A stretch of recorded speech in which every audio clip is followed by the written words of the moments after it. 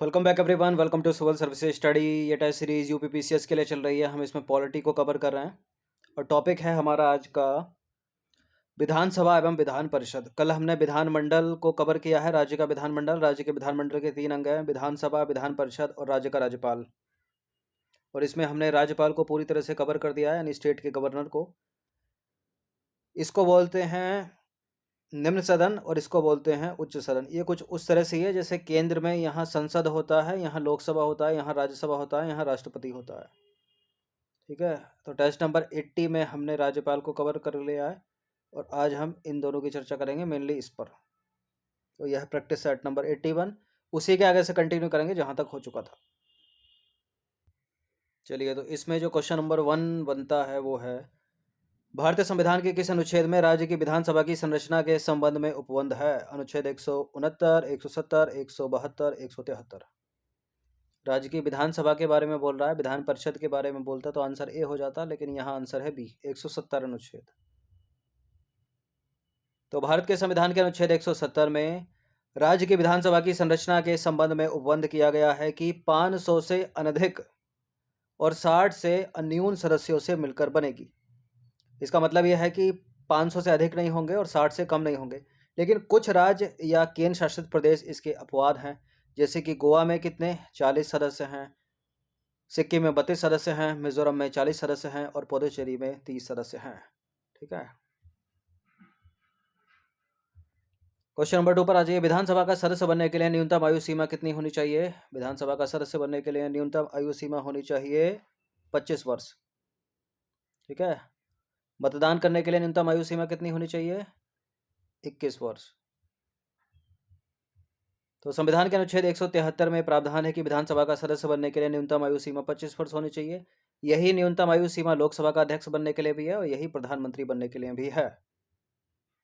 Question number 3 है, विधानसभा विघटन के पश्चात भी विधानसभा अध्यक्ष अपने पद पर बना रहता है? इनमें से कोई एक आंसर होगा।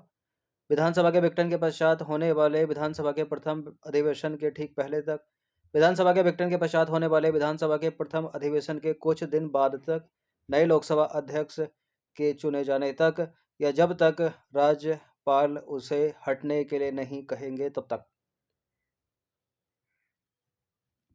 विधानसभा की बात हो रही है, लोकसभा अध्यक्ष की बात कहाँ से आगे बीच में? इसको तो हटा दीजिए, डी भी गलत है, बी भी गलत है, ए करेक्ट है। ठीक है, विधानसभा के विघटन के पश्चात होने वाले विधानसभा के प्रथम अधिवेशन के ठीक पहले तक। इन सभी टेस्ट की आप फुल टेस्ट सीरीज प्राप्त कर सकते हैं नंबर इस पर कॉल या व्हाट्सअप करके, पेड टेलीग्राम ग्रुप से जुड़कर। तो भारतीय संविधान के अनुच्छेद 179C में प्रावधान है कि विधानसभा के विघटन के पश्चात भी विधानसभा अध्यक्ष अपने पद पर विधानसभा के प्रथम अधिवेशन के ठीक पहले तक बना रहता है। क्वेश्चन नंबर 4 पर आ जाइए। राज्य सरकार की कार्यप्रणाली में कोई धन विधेयक है या नहीं, इसका निर्णय कौन करेगा? यह प्रश्न कुछ उसी तरह से है जैसे केंद्र सरकार की कार्यप्रणाली में कोई धन विधेयक है या नहीं, उसका निर्णय करता है वहां लोकसभा का स्पीकर, यहाँ करेगा विधानसभा का स्पीकर, यानी विधानसभा का अध्यक्ष। सी है इसका आंसर। तो संविधान के अनुच्छेद 199(3) में उपबंध है कि राज्य विधानमंडल में पूरा स्थापित कोई विधेयक धन विधेयक है या नहीं, राज्य विधानसभा अध्यक्ष का निर्णय अंतिम होगा, किंतु यह शक्ति राज्य विधान परिषद के सभापति को प्राप्त नहीं है। ठीक है, तो विधानसभा का अध्यक्ष याद रखिएगा।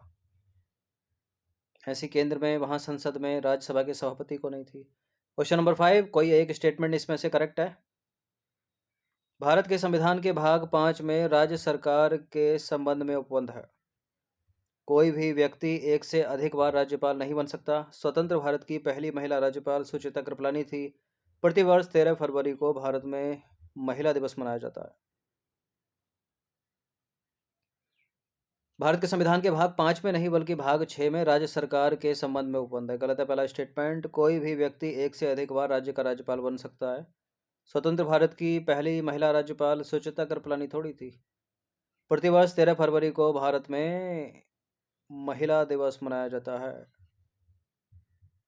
तो डी यहाँ पर करेक्ट है केवल, क्योंकि भारत में प्रतिवर्ष 13 फरवरी को भारत की प्रथम राज्यपाल सरोजनी नायडू की स्मृति में महिला दिवस मनाया जाता है, न कि सुचेता कृपलानी। और भारत के संविधान के भाग 6 में राज्य सरकार के संबंध में उपबंध किया गया है। यह उपबंध भारत के सभी राज्यों पर लागू होता है। कोई भी व्यक्ति एक से अधिक बार किसी राज्य का राज्यपाल बन सकता है, कोई रोक थोड़ी है उस पर। स्वतंत्र भारत की पहली महिला राज्यपाल या भारत की प्रथम महिला राज्यपाल कौन? Sarojini Naidu. Nightingale of India के नाम से इनको जाना जाता है। Question number 6। क्वेश्चन नंबर 6 है, निम्नलिखित में से कोई एक स्टेटमेंट जो है वो इनकरेक्ट है, यानी 3 यहाँ पर सही होंगे और एक गलत होगा, उसी को ढूंढना है। विधानसभा के अध्यक्ष या उपाध्यक्ष के वेतन भत्ते राज्य की संचित निधि पर भारित होते हैं। विधान परिषद के अध्यक्ष, सभापति या उपसभापति के वेतन भत्ते राज्य की संचित निधि पर भारित होते हैं। 2 या 2 से अधिक वर्षों की कैद की सजा काट चुका व्यक्ति राज्य विधानसभा का सदस्य निर्वाचित होने के लिए योग्य नहीं होता। राज्य विधानमंडल के किसी सदन का कोई सदस्य अयोग्य है या नहीं, इसका निर्णय राज्यपाल करेगा, किंतु निर्णय लेने से पूर्व राज्यपाल राज्य के निर्वाचन आयोग से राय लेगा और उसी की राय के अनुसार काम करेगा। देखिए, पहला करेक्ट है, दूसरा करेक्ट है, तीसरा भी करेक्ट है, ये चौथा वाला गलत है। किसकी वजह से गलत है? केवल इसकी वजह से। राज्य के नहीं बल्कि भारत के निर्वाचन आयोग से राय लेगा, भारत के निर्वाचन आयोग से। तो डी है इनकरेक्ट। तो संविधान के अनुच्छेद 186 के तहत विधानसभा के अध्यक्ष या उपाध्यक्ष तथा विधान परिषद के सभापति या उपसभापति के वेतन भत्ते संविधान की दूसरी अनुसूची के तहत राज्य की संचित निधि पर भारित होंगे और राज्य विधानमंडल में इस पर मतदान नहीं होगा। 2 या 2 से अधिक वर्षों की कैद की सजा काट चुका व्यक्ति राज्य विधानसभा का सदस्य निर्वाचित होने के योग्य नहीं हो सकता। भारत के संविधान के अनुच्छेद 192 में उपबंध है कि राज्य विधानमंडल के किसी सदन का कोई सदस्य अयोग्य है नहीं, इसका निर्णय राज्यपाल करेगा और राज्यपाल का निर्णय अंतिम होगा, किंतु निर्णय लेने से पूर्व राज्यपाल भारत के निर्वाचन आयोग से राय लेगा और उसी की राय के अनुसार काम करेगा, न कि राज्य के निर्वाचन आयोग।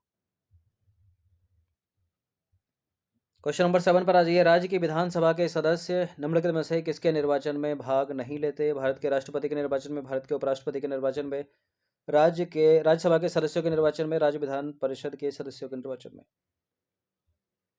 देखिए, राज्य विधान परिषद जो बनती है वो तो राज्यसभा के सदस्यों से मिलकर बनती है। कुछ और सदस्य मनोनीत किए जाते हैं, ठीक है। कुछ शिक्षक होते हैं, कुछ स्नातक होते हैं, कुछ राष्ट्रपति के द्वारा मनोनीत किए जाते हैं, कुछ नगर निगम के सदस्य होते हैं। तो भारत के राष्ट्रपति के निर्वाचन में भाग लेते हैं राज्य विधानसभा के सदस्य, राज्यसभा के सदस्यों के निर्वाचन में भी भाग लेते हैं, राज्य विधान परिषद के सदस्यों के निर्वाचन में भी भाग लेते हैं। भारत के उपराष्ट्रपति के निर्वाचन में केवल लोकसभा और राज्यसभा के सदस्य भाग लेते हैं। देखिए, भारत के उपराष्ट्रपति यानी वाइस प्रेसिडेंट ऑफ इंडिया के निर्वाचन में राज्य की विधानसभाओं के सदस्य भाग नहीं लेते। इसके निर्वाचन में केवल संसद के सदनों के सदस्य भाग लेते हैं, यानी लोकसभा के और राज्यसभा के। जबकि राष्ट्रपति के निर्वाचन में लोकसभा के निर्वाचित सदस्य, राज्यसभा के निर्वाचित सदस्य और राज्यों की विधानसभाओं के निर्वाचित सदस्य और उन केंद्र शासित प्रदेशों के निर्वाचित सदस्य जिनमें विधानसभा है, जैसे कि दिल्ली और पुदुचेरी। भारत के राष्ट्रपति के निर्वाचन में संसद के दोनों सदनों के निर्वाचित सदस्य, राज्य विधानसभा के निर्वाचित सदस्य एवं जिस केंद्र शासित प्रदेश में विधानसभा है उसके निर्वाचित सदस्य भाग लेते हैं, जैसे कि दिल्ली और पुदुचेरी। राज्यसभा के सदस्यों का निर्वाचन राज्यों की विधानसभा के सदस्यों द्वारा होता है और राज्य विधान परिषद वाले राज्यों में विधान परिषद के 1/3 सदस्य विधानसभा के सदस्यों द्वारा निर्वाचित होते हैं। क्वेश्चन नंबर 8 क्या है? निम्नलिखित में से कोई एक स्टेटमेंट सही है और कोई सही नहीं होगा तो डी होगा इसका आंसर। देखिए, राष्ट्रीय आपातकाल के समय संसद जो है राज्य विधानसभा का कार्यकाल एक बार में 1 वर्ष के लिए बढ़ा सकती है, किंतु किसी भी दशा में 3 वर्ष से अधिक नहीं बढ़ा सकती। राज्य विधान परिषद की कार्यावधि 6 वर्ष की होती है और इसके 1/3 सदस्य प्रत्येक 2 वर्ष बाद सेवानिवृत्त होते हैं। राज्य विधान परिषद के सेवानिवृत्त सदस्य पुनर्निर्वाचन और पुनर्नामांकन के लिए योग्य नहीं है। देखिए भाई, राष्ट्रीय आपातकाल के समय संसद राज्य विधानसभा का कार्यकाल एक बार में 1 वर्ष के लिए बढ़ा सकती है, इतना सही है, किंतु किसी भी दशा में 3 वर्ष से अधिक नहीं बढ़ा सकती, ये गलत है। एक वर्ष करके कितनियों बार बढ़ा सकती है, लेकिन अगर आपातकाल समाप्त हो गया ना, तब 6 महीने से अधिक नहीं बढ़ा सकती, इसलिए गलत हो गया पहला स्टेटमेंट। राज्य विधान परिषद की कार्यावधि नहीं, राज्य विधान परिषद के सदस्यों की कार्यावधि 6 वर्ष की होती है और उसके 1/3 सदस्य प्रत्येक 2 वर्षों में सेवानिवृत्त होते रहते हैं। ये कुछ उसी तरह है जैसे सेंट्रल में राज्यसभा के सदस्य। राज्य विधान परिषद के सेवानिवृत्त सदस्य पुनर्निर्वाचन और पुनर्नामांकन के योग्य हैं, ये लिखा नहीं है इसलिए गलत है। तो सारा का सारा इनकरेक्ट है, इसलिए डी आंसर इसका सही होगा। निम्नलिखित में से कौन सा कथन सही है? तो कोई नहीं, कोई भी सही नहीं है। देखिए, राष्ट्रीय आपातकाल की स्थिति में संसद यानी हमारी पार्लियामेंट राज्य विधानमंडल का कार्यकाल एक बार में 1 वर्ष के लिए बढ़ा सकती है, और एक एक वर्ष करके संसद कितने भी समय के लिए बढ़ा सकती है, ऐसा नहीं है केवल 3 साल।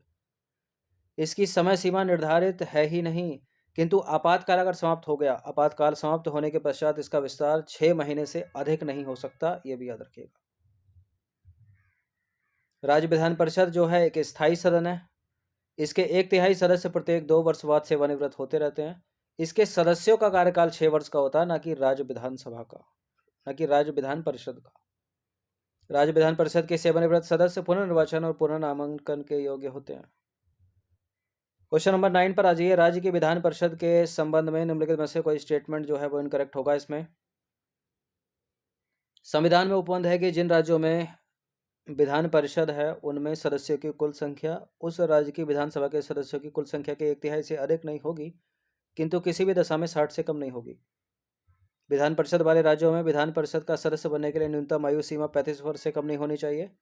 विधान परिषद एक स्थायी सदन है जिसके 1/3 सदस्य प्रत्येक 3 वर्ष की समाप्ति पर सेवानिवृत्त होते हैं। देखिए, राज्य की विधान परिषद एक स्थायी सदन है, ठीक है, जिसके 1/3 सदस्य प्रत्येक 2 वर्ष में सेवानिवृत्त होते हैं ना। ऊपर था तो एक्सप्लेनेशन में न्यूनतम आयु 30 वर्ष है, और पहला वाला भी गलत है, तो सारे के सारे इनकरेक्ट हैं। डी है इसका आंसर। तो उपरोक्त तीनों कथन सही नहीं है। वो 60 की जगह वहाँ 40 होना चाहिए, इसलिए पहला गलत है। तो संविधान के अनुच्छेद 171 में राज्य विधान परिषद की संरचना के संबंध में उपबंध किया गया है। विधान परिषद वाले राज्यों में विधान परिषद के सदस्यों की कुल संख्या उस राज्य की विधानसभा के सदस्यों की कुल संख्या के 1/3 से अधिक नहीं होगी, किंतु किसी भी दशा में 40 से कम नहीं होगी, वहां 60 लिखा था। संविधान के अनुच्छेद 173 में प्रावधान है कि राज्य की विधान परिषद का सदस्य बनने के लिए न्यूनतम आयु सीमा 30 वर्ष होनी चाहिए। 35 वर्ष राष्ट्रपति बनने के लिए, उपराष्ट्रपति बनने के लिए और राज्यपाल बनने के लिए। संविधान के अनुच्छेद 172 में प्रावधान है कि राज्य की विधान परिषद, जो कि राज्य का उच्च सदन कहा जाता है, एक स्थायी सदन है।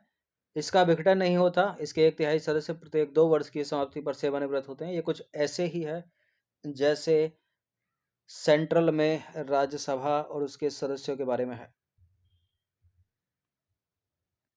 क्वेश्चन नंबर 10 पर आ जाइए। विधान परिषद वाले राज्यों में विधान परिषद के सदस्यों के निर्वाचन एवं मनोनयन के संदर्भ में निम्नलिखित में से कौन सा एक सही नहीं है। 1/3 सदस्य स्थानीय निकायों द्वारा चुने जाते हैं। 1/12 सदस्य स्नातकों द्वारा चुने जाते हैं। 1/3 सदस्य विधानसभा के द्वारा चुने जाते हैं। 1/12 सदस्य राज्यपाल द्वारा मनोनीत किए जाते हैं।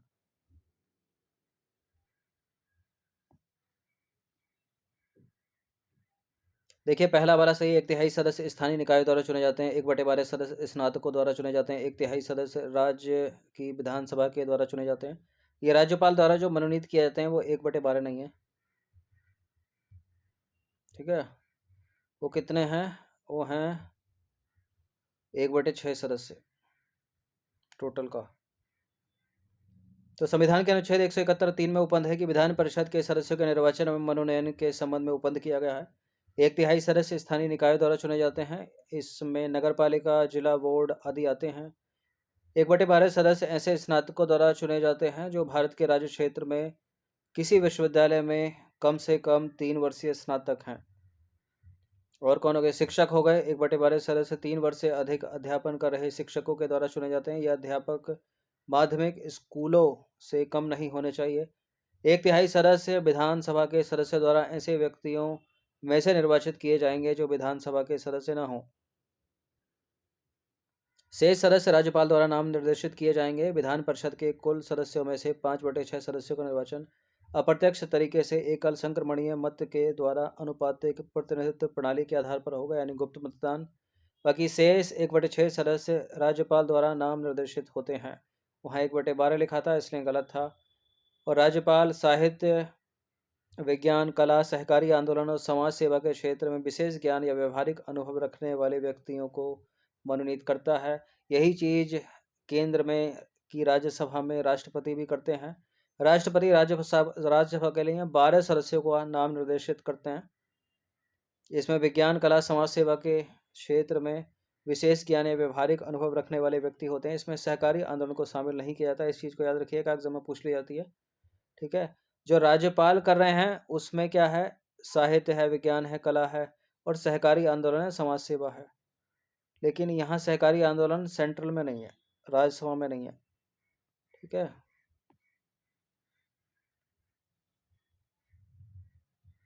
क्वेश्चन नंबर 11 पर आ जाइए। संविधान के निम्नलिखित में से किस अनुच्छेद में किसी राज्य में विधान परिषद के सृजन या उत्साधन के संबंध में उपबंध है?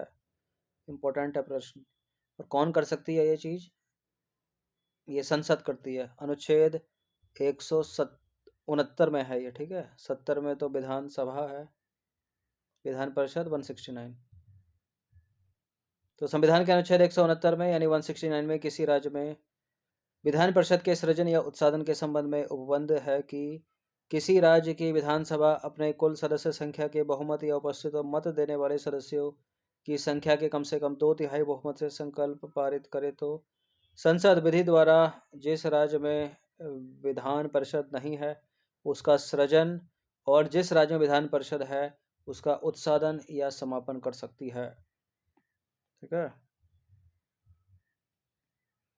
क्वेश्चन नंबर 12 पर आ जाइए। संसद यानी पार्लियामेंट द्वारा किसी राज्य में विधान परिषद का सृजन या उत्साधन किया जाएगा। विशेष बहुमत द्वारा, साधारण बहुमत द्वारा, इनमें से कोई नहीं। विशेष बहुमत और आधे राज्यों के विधानमंडल का समर्थन। देखिए, विधान परिषद का सृजन या उत्साधन साधारण बहुमत द्वारा हो जाएगा। बी है इसका आंसर। तो संसद द्वारा किसी राज्य में विधान परिषद का सृजन या उत्साधन संविधान के अनुच्छेद 368 के तहत संविधान संशोधन नहीं माना जाएगा, क्योंकि संसद इसे साधारण बहुमत से पारित करती है, किंतु राज्य विधानसभा द्वारा संकल्प विशेष बहुमत से पारित किया जाता है। इसमें याद रखिएगा, संसद साधारण बहुमत से कर देगी और उस राज्य में, जिस राज्य में वो विधान परिषद है, उसकी विधानसभा क्या करेगी? विशेष बहुमत पारित करेगी। क्वेश्चन नंबर 13 है। निम्नलिखित में से किसका अध्यक्ष राज्य का मुख्यमंत्री होता है? नेशनल डेवलपमेंट काउंसिल या राष्ट्रीय विकास परिषद, इसका जो अध्यक्ष होता है वो होता है भारत का पीएम। इंटर स्टेट काउंसिल यानी अंतर्राज्यीय परिषद, इसके जो अध्यक्ष होते हैं वो भी होते हैं भारत के प्रधानमंत्री। क्षेत्रीय परिषद यानी जोनल काउंसिल, इंपॉर्टेंट है ये, इसके जो अध्यक्ष होते हैं वो होते हैं गृह मंत्री। और राज्य योजना बोर्ड का अध्यक्ष होता है राज्य का मुख्यमंत्री, क्योंकि इन सबका सदस्य होता है राज्य का मुख्यमंत्री। तो क्षेत्रीय परिषद, सभी क्षेत्रीय परिषदों का अध्यक्ष केंद्रीय गृह मंत्री होता है। मुख्यमंत्री संबंधित क्षेत्रीय परिषद के क्रमवार उपाध्यक्ष के रूप में काम करता है। अंतर्राज्यीय परिषद इंटर स्टेट काउंसिल, इसका अध्यक्ष प्रधानमंत्री होता है, मुख्यमंत्री इसका सदस्य होता है। राष्ट्रीय विकास परिषद, इसका अध्यक्ष प्रधानमंत्री होता है, मुख्यमंत्री इसका सदस्य होता है। योजना राज्य योजना बोर्ड, इसका अध्यक्ष होता है राज्य का मुख्यमंत्री। राज्य के विधानमंडल के संदर्भ में दो स्टेटमेंट है यहाँ पर, कौन सा इसमें कई सही होगा? राज्य का विधानमंडल यानी उसके 3 सदन, विधानसभा, विधान परिषद, राज्यपाल। राज्यपाल राज्य के विधानमंडल का अभिन्न अंग नहीं होता, जबकि राष्ट्रपति संसद का अभिन्न अंग होता है। क्यों नहीं होता? जैसे संसद में लोकसभा, राज्यसभा, राष्ट्रपति है, वैसे ही राज्य के विधानमंडल में विधानसभा, विधान परिषद और राज्यपाल है। तो गलत हो गया पहला स्टेटमेंट। राज्य की विधान परिषद का सृजन या उत्साधन करने की शक्ति राज्य की विधानसभा में निहित है, संसद में निहित है। गलत है दोनों के दोनों स्टेटमेंट। डी है इसका आंसर। तो राज्य का विधानमंडल विधानसभा, विधान परिषद वाले राज्यों में, राज्यों की दशा में विधान परिषद और राज्यपाल से मिलकर बनता है, जैसे कि संसद जो है लोकसभा, राज्यसभा, राष्ट्रपति से मिलकर बनती है। तो जो राज्यपाल है वो विधानमंडल का अभिन्न अंग हो गया। पहला वाला स्टेटमेंट गलत हो गया। जिस राज्य में विधान परिषद नहीं है उस राज्य का सृजन या और जिस राज्य में विधान परिषद है उस राज्य में उसका उत्साधन करने की शक्ति किसके पास है? पार्लियामेंट में निहित है, न कि उस राज्य की विधानसभा में। क्वेश्चन नंबर 15 है। राज्य के उप मुख्यमंत्री के संदर्भ में निम्नलिखित कथनों पर विचार करेंगे।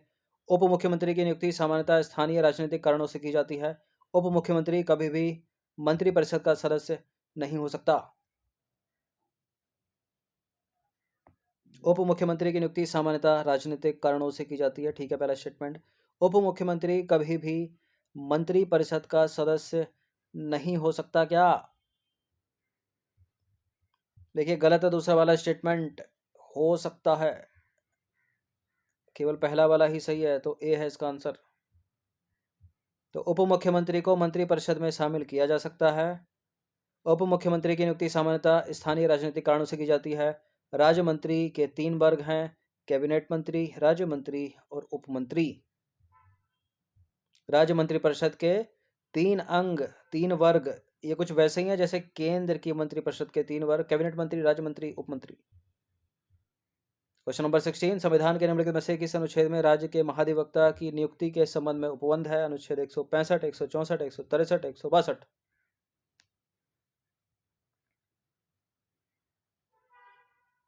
यानी स्टेट का एडवोकेट जनरल अनुच्छेद 165 में। तो संविधान के अनुच्छेद 165 में राज्य के महाधिवक्ता की नियुक्ति के संबंध में उपबंध है, जैसे कि अनुच्छेद 76 में भारत के महान्यायवादी के संबंध में उपबंध है। क्वेश्चन नंबर 17 है, संविधान के किस अनुच्छेद में उपबंध है कि मुख्यमंत्री की नियुक्ति राज्यपाल करेगा और अन्य मंत्रियों की नियुक्ति राज्यपाल मुख्यमंत्री की सलाह पर करेगा? अनुच्छेद 164 में। देखिए, संविधान के अनुच्छेद 164 में उपबंध है कि मुख्यमंत्री की नियुक्ति राज्यपाल करेंगे और अन्य मंत्रियों की नियुक्ति राज्यपाल मुख्यमंत्री की सलाह पर करेंगे तथा मंत्री राज्यपाल के प्रसाद पत्र पर धारण करेंगे। ठीक है, मंत्री और मुख्यमंत्री दोनों राज्यपाल के प्रसाद पत्र पर धारण करते हैं। क्वेश्चन नंबर 18 पर आ जाइए, निम्नलिखित में से कौन सा एक कथन सही है इनमें? अगर ये तीनों सही होंगे तो आंसर डी दिया जाएगा। राज्यपाल को सहायता एवं सलाह देने के लिए एक मंत्रिपरिषद होगी जिसका प्रधान मुख्यमंत्री होगा।